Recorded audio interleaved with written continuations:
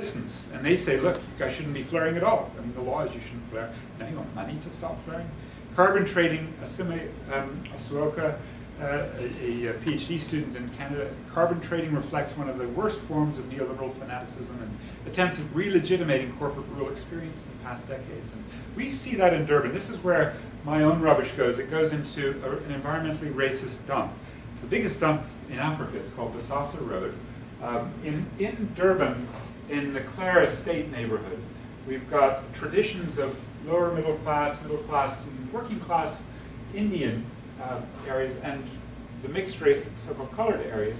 And then also, since the early 80s, shack settlements that go up that side of the Saucer Road, and that's a place called Kennedy Road. There's a shack settlement and a movement, Abashali Basam Jindolo, that's been up there. And this is an extraordinary scene from above here. There was a medical waste incinerator, and the woman who was a sort of Erin Brockovich figure there, Sajida Khan, died a couple of years ago, but she organized and tried to get the community to resist this dump and to shut it down.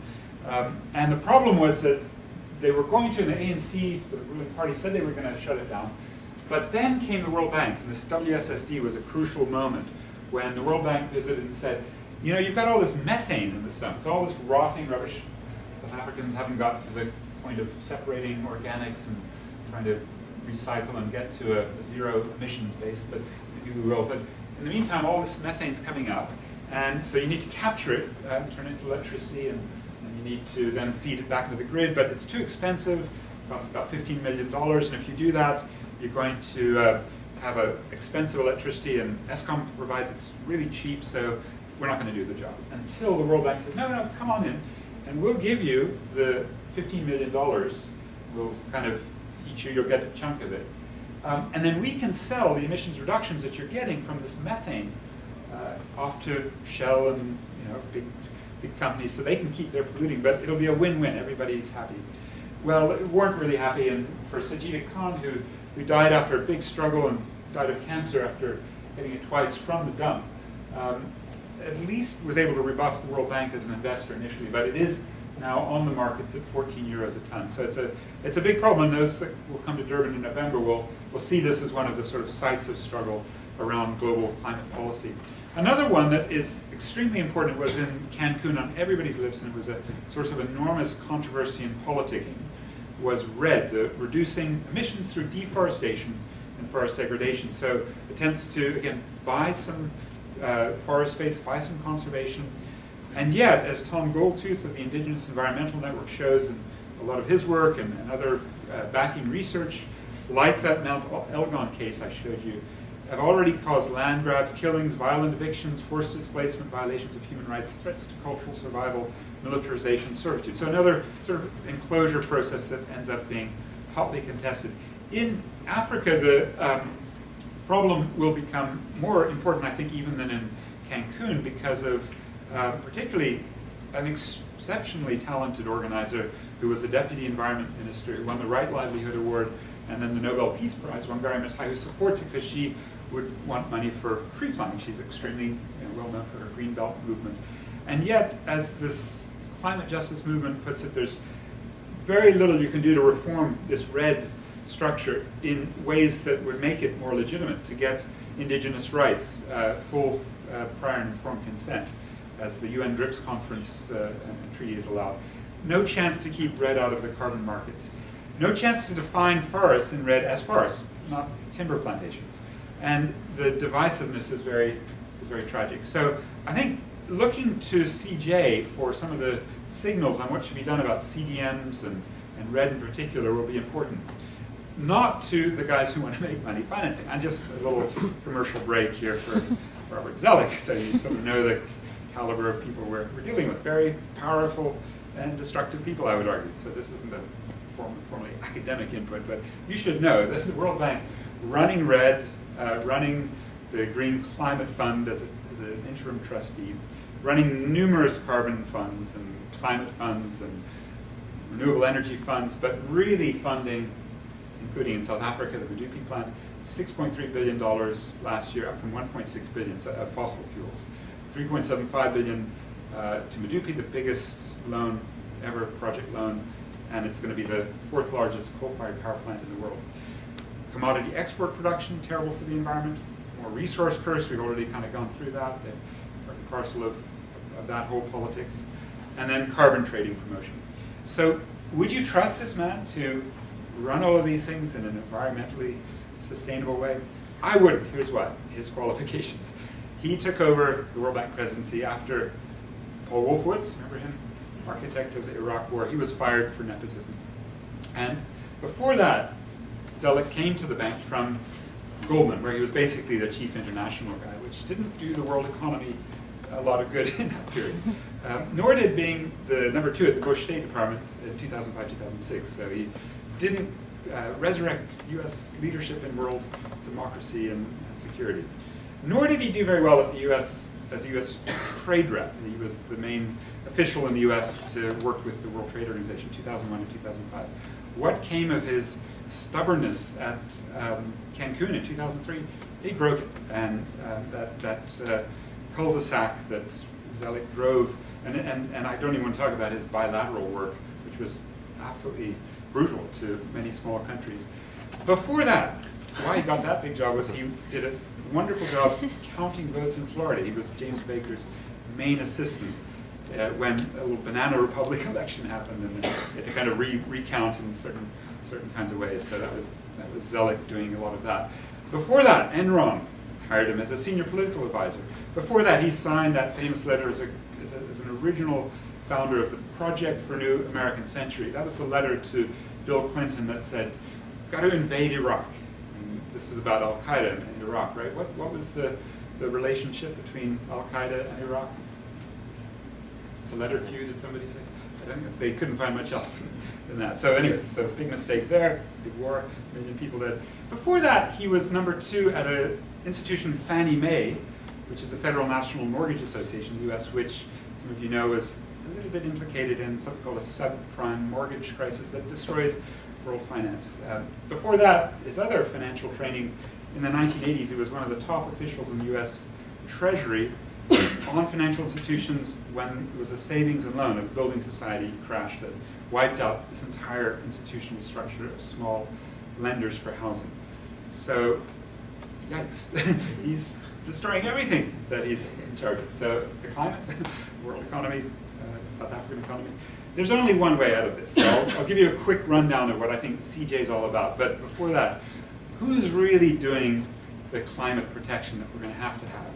It's keeping oil in the soil and the coal in the hole and tar sand in the land. Those women of the Niger Delta have been the leaders. Environmental Rights Action is an NGO in Port Harcourt. Nemo Bassi, the director who won the Right Livelihood Award last year. And yeah, I mean, I think actually the movement for emancipation of the Niger Delta, at one point in 2008, they'd kept 80% of the oil in the soil in the Niger Delta. That is serious climate activism. Now there's a debate, is it about climate or personal bank accounts or not my backyard for oil? You know, there's a debate about what's really going on. I'm looking forward to Nigerians helping us. But that is the most effective climate protection I see going on in the world today. But there's lots of others. I mean, Australia has these kids blocking coal from Newcastle. In Britain, they were so effective, they had this Corryton oil refinery block that MI5 sent in an agent who got Stockholm Syndrome, began to identify with his captors of the rising tide, the climate camp, and actually refused to testify when they came up to trial. A big scandal a few weeks ago. In Alberta, of course, indigenous activists and the environmentalists keeping the oil in the tar sand in the land as best they can. In Norway, they had a wonderful victory a few weeks ago in Lofoten. They were able to get the Norwegian government and Statoil to not drill in a very sensitive area. So that's for ATTACK, the group in Norway, kind of global justice group. Great stepping stone to addressing Norway's huge role in climate disasters, carbon trading. Ecuador, they have an amazing struggle in a place, the Yasuni National Park, with CONAI, the indigenous group, and Acción Ecológica to try to get this Yasuni oil to stay in soil. It's about $10 billion worth of oil, and it's a very fragile area in the Amazon. And it's a big struggle, even with the president, Rafael Correa, to try to get him not to do this as a carbon trade or not to extract the oil, but to demand that the climate debt be paid. And the first government's approach, Germany, Norway, were beginning to move in the direction of actually just paying Ecuador $5 billion of the $10 billion. That's pretty much what they were expecting in net profits, so that they just leave the oil in the soil for the sake of the planet. King Coal, Navajo Nation stopped a big mine permit from going ahead at Black Mesa, the largest coal company, Peabody, affected. Mountaintop removal has more or less been halted in Appalachia. In West Virginia, you've heard of these mountains being blown up, but there's such good activists sitting up in the trees and organizing, protesting at the Environmental Protection Agency and big coal companies, and they've done exceptionally good work. And in January, they more or less outlawed this using their Clean Water Act in the U.S. In Powder River Basin, huge coal area, big struggle there, and they've stopped some of the expansion. Derailing coal energy, 151 power plants in the U.S. that were applied for. Nearly everyone was canceled, abandoned, or stalled by community activists, Indigenous Environmental Network, Energy Justice Network, Western Mining Action Network, the Sierra Club's legal fund. Really impressive there. Stopping incinerators, one of the, again, major greenhouse gas emitters, as well as other toxins. No new waste incinerators in the U.S. And this group, Gaia Global Alliance, has even put together movements that involve rubbish pickers or waste recyclers in dumps. Very poor people who just work through dumps to have a strong struggle against these CDMs. And they defeated the Chevron expansion in Richmond, California. Klamath River indigenous communities stopped mega hydro and opened up the river. Frontline communities, one that I've sat in a little bit while I've been on sabbatical in Oakland, the Climate Action Coalition has really got an extraordinary network and set of demands that link things like food security and housing and energy efficiencies. Very impressive group in Oakland, California, looking to get a municipal struggle there to pay off. I think if we move to Africa for similar inspirations like the Niger Delta, in South Africa, wonderful movements against titanium extraction in Tolobeni, south of Durban. Platinum, Anglo and Long Plats have been affected in Limpopo province and Northwest province. Lesotho peasants who've objected, not successfully yet, but very consistently against the continent's largest dam system that brings water to not just Joburg, but to Eskom, the single largest consumer of water in South Africa, for its cooling of coal-fired plants. Ugandans who fought the Bujagali, Justiça Ambiental in Mozambique fighting Mpanda Nkua, Zambezi. Water privatization struggles by Ghanaians, South Africans, the African Water Network, Liberia's movement against Firestone Rubber, the Africa Center for Biosafety putting Monsanto on notice, blood diamond victims in Sierra Leone, Angola, generating at Kimberley a deal that isn't perfect, but one part of that's moved forward as the water rights that an Ottawa group here, Council of Canadians, helped to win in the UN last July. In February, turned into a case where the Botswana Supreme Court said to the government and the World Bank and De Beers, you can't take the Basar-Wasan land in the Kalahari for diamond exploration. They got water there, they're not going to get anywhere else. So that was actually an incredible victory using the work of one of your Ottawa citizens, Maud Barlow, as well as her main assistant, who was born in Durban, Anil Naidu. The Marangi field of Manicaland diamonds, which generals in Zimbabwe are looting to prepare for more violence there. So generally, what can we say climate justice represents, to begin to wrap up here? From a lot of those empirical experiences, a wonderful big meeting collected lots of those last April in Cochabamba, Bolivia, chaired by Evo Morales.